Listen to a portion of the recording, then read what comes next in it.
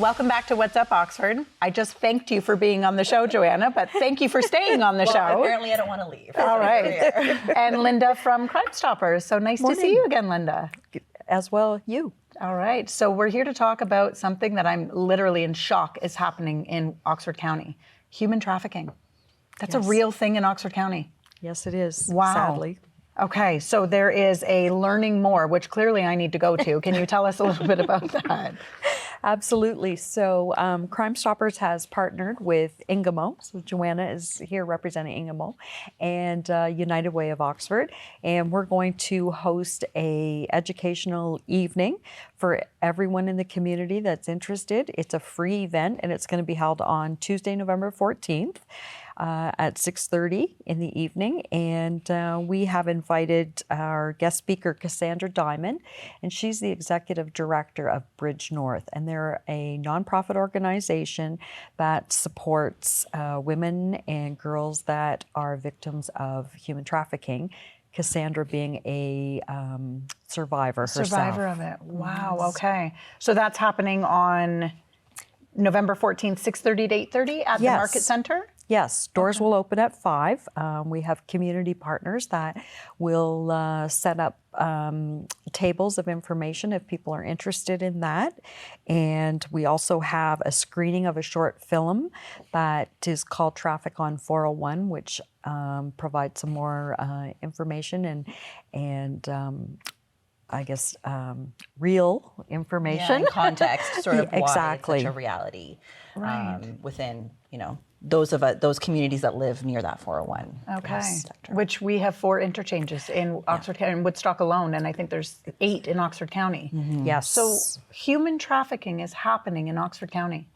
Yes, so Woodstock is a very unique, or Oxford County as a whole is a very unique community, as we're sort of in the middle of really big urban communities, right? So if you think about, the 401 intersection, the 403, folks are being literally trafficked throughout Oxford, whether that's, maybe they're staying here for a short period of time and then moving on, et cetera.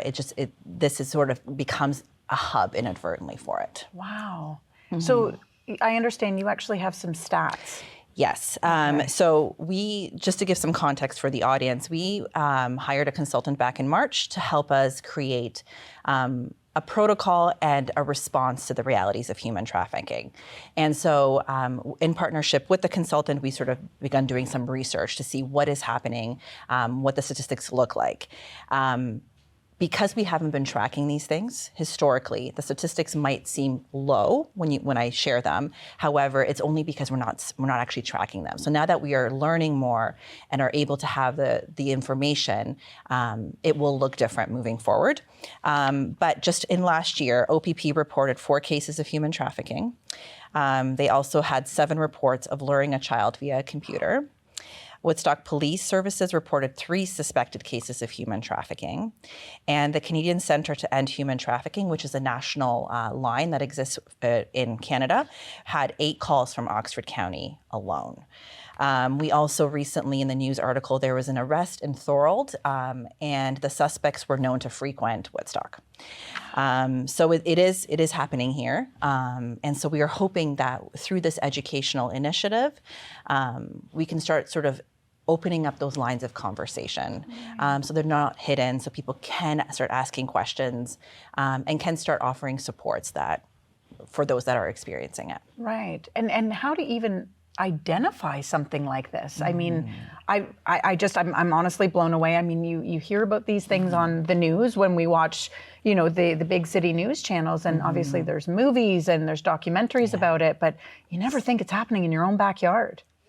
Back in May of 2019, Crime Stoppers hosted another education event, and we had Carolyn Pugh Roberts, survivors, speak, and it was very, very well attended. And following that event, we had a lot of folks reach out to Crime Stoppers and ask if there would be another event. So people were eager to learn more and be aware. So how to protect yourself, how to protect your children, and what signs to look for. Absolutely. So is that the information that will be provided on that night on November 14th?